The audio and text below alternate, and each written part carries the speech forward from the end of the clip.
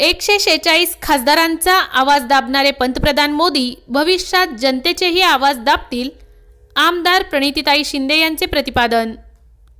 संसदेत जनतेच्या मूलभूत प्रश्नांविषयी आवाज उठवणाऱ्या इंडिया आघाडीच्या 146 खासदारांना निलंबित करून त्यांचा आवाज दाबलेला आहे।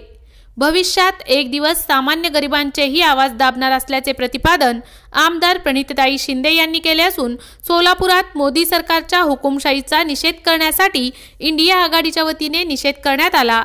यावेळी आमदार शिंदे बोलत होते। काँग्रेस, राष्ट्रवादी शरद पवार गट, CPM, CPL, शिवसेना ठाकरे गट, आम आदमी पार्टी, समाजवादी पार्टी आदी पक्ष संघटनेच्या वतीने जिल्हा परिषदेच्या सोलापूर पूनम गेट येथे निदर्शने आंदोलन करण्यात आले।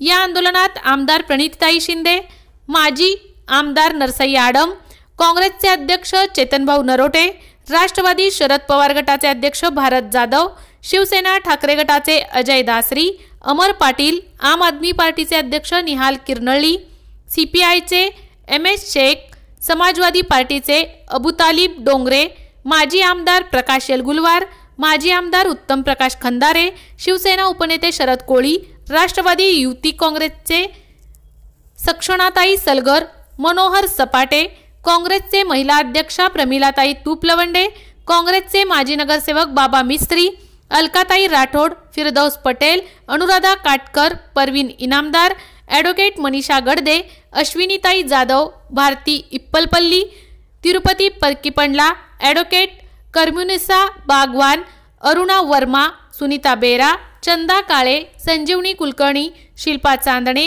बसंती साळुंके, अनिता ठमके, मुमताज शेख, सलीमा शेख, वर्षा अतनुरे, हेमा कोळी, विजयालक्ष्मी झाकणे, संगीता सिंगारे, अनिता भालेराव, सुनंदा बल्ला, शेवंता देशमुख, राष्ट्रवादी काँग्रेसचे शंकर पाटील, नलिनीताई चंदेले, सुनीता रोटे, अक्षय वाकसे, वंदना भिसे, संगीता जोगदनकर, लक्ष्मण भोसले, गफूर शेख, मुन्ना नदाफ, अश्विनी गायकवाड यांच्यासह आदींची उपस्थिती होती।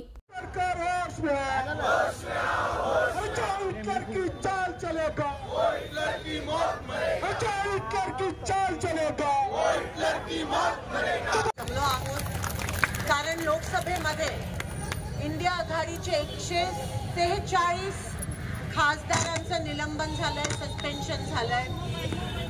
जे लोक प्रश्न विचारतात, जे लोक सत्ताधाऱ्यांना चॅलेंज करतात, त्या लोकांना एका क्षणात मोदी काढून टाकतात लोकसभेतून, एका क्षणात लोकसभेतून काढून टाकतात। ह्याचा अर्थ पंतप्रधान असतील, होम मिनिस्टर असतील, अमित शाह असतील, त्यांचा एवढा अहंकार आहे की त्यांच्या चुका जरी झाल्या तरी कोणी प्रश्न विचारायचे नाही। म्हणजे तुम्ही विचार करा, असा माणूस किती अहंकारी असू शकतो की काही चूक झाली तर विचारायचं पण नाही, चूक झाली हे मान्य पण करत नाही। तेवढा अहंकार जर एका माणसाला असेल तर तो या देशाचं आणि गोरगरिबांचं नेतृत्व कसं करेल ह्याचा विचार आपण सगळ्यांनी केला पाहिजे। एवढा अहंकार जर असेल तर तो माणूस इलेक्शन जिंकण्यासाठी कोणत्याही स्तराला जाईल। आणि म्हणून 5 राज्याचे जे निवडणुका झाले, काही आपल्यापैकी काही निराश झाले असतील सर, पण निराश व्हायचं काही कारण नाहीये। कारण का सत्तेसाठी हे लोक एवढे हपापलेत की कोणत्याही पातळीला जाते। आणि म्हणून मला त्याच्या पलीकडे काही बोलायचं नाही, पण तुम्हाला कळतं की मी काय बोलायचा प्रयत्न करते। आणि जेव्हा ह्यांच्या विरोधात कोणी बोलतं तेव्हा असे खासदार जे त्या दिवशी लोकसभेत नव्हते त्यांचं पण नाव आलं आणि त्यांचं पण निलंबन केलं। म्हणजे तुम्ही विचार करू शकता की हे काय काय कांड करू शकतात, हे काय काय षडयंत्र करू शकतात फक्त सत्तेसाठी आणि त्यांचा अहंकार वाचवण्यासाठी। आणि जेव्हा इलेक्शन येतं तेव्हा त्यांना धर्म, जात पात आणि ज्याला आपण पोलरायझेशन म्हणतो तो किडा किंवा ती षडयंत्र तुमच्या समोर निर्माण करतात।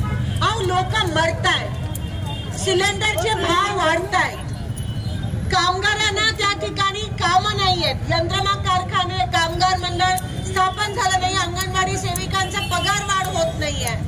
आणि तुम्हाला फक्त धर्म जातपात कसं सुचतं? हे भारत देश आहे, हे पाकिस्तान नाही आहे. या लोकांनी नेहमी सर्व धर्म समभावावर मतदान केलंय. तुम्ही आम्हाला तोडायचा प्रयत्न करू नका. तुम्ही धर्म जातपात सांगून आम्हाला तोडायचा प्रयत्न करू नका. आम्ही कधीच तुमच्या या घाणेरड्या खेळीला बळी पडणार नाही आहोत. तिथे आज ती साक्षी मलिक जी आपली कुस्तीपट्टू आहे, भारताची लेक आहे, जिने आपल्यासाठी ऑलिम्पिकचं मेडल जिंकलंय, तिने आज कुस्ती मी खेळणार नाही हा निर्णय तिने घेतला. का घेतला? कारण का तिच्यावर ज्या माणसाने अत्याचार केलेला, जो खासदार आहे, तिच्यावर ज्यांनी अत्याचार केलेला त्या माणसाला परत त्या कुस्ती बोर्डचा अध्यक्ष बनवलं आणि त्याला अजूनही त्याचं निलंबन केलं नाहीये. ज्या खासदारामुळे ते 3 लोकांना पास मिळाला संसदेत येण्यासाठी, त्याचं पण निलंबन केलं नाहीये. पण निलंबन कोणत्या खासदारांचं केलं की त्या खासदारांनी फक्त विचारलं की ही लोक संसदेत शिरली कशी, म्हणून त्यांचं निलंबन केलं. म्हणजे तुम्ही विचार करू शकता किती मोठा इगो आहे की हम बोले सो कायदा, आणि इकडे गोर गरीब मरतायत. लोकशाही कशी टिकणार जर विरोधकच राहिले नाही? जर तुम्ही एवढे, मी तुम्हाला सांगते, जर एवढा अहंकारी जर माणूस असला आणि तो इलेक्शन जिंकायला कोण काहीही करू शकतो, तर 2024चं हे शेवटचं इलेक्शन असेल. मग मतदानाचा अधिकार, जो लोकशाहीचा सर्वात उच्च पातळीवर असलेला जो अधिकार आहे, तो पण मोदीजी आपल्याकडून हिसकावून घेते. आणि मग तुम्ही विचार करा की आपल्या देशात काय होईल. देशात लोकशाहीच राहिली नाही तर तुम्ही आणि मी कसे राहणार?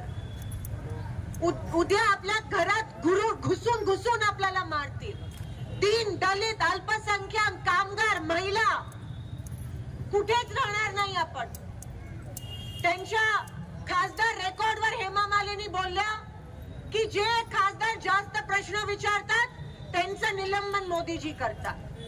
आता अजून आपल्याला काय पाहिजे? त्यांच्या स्वतःच्या खासदार बोलल्या, जर तुम्ही जास्त प्रश्न विचारले तर आम्ही तुमचं निलंबन करू. मग कसं?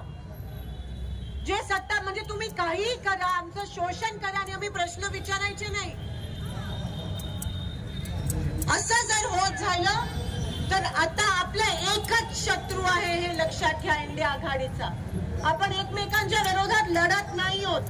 आपण जात पात, धर्म, महागाई, बेरोजगारीच्या विरोधात लढत आहोत. आपला एकमेव विरोधक आहे आणि तो आहे भारतीय जनता पार्टी. आपण सगळ्यांनी तो संकल्प आणि तो धाडस मनात ठेवूनच आता कोणतंही इलेक्शन असलं, कोणतीही चुनौती असली, फक्त इलेक्शन नाही, आपल्या समोर किती आव्हानं येऊ देत, आपल्याला सगळ्यांना एक होऊन लढायचंय.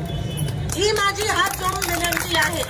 लोकशाही, बाबासाहेबांचं संविधान, गांधीजींचं हे देश, नेहरू गांधींनी दिलेलं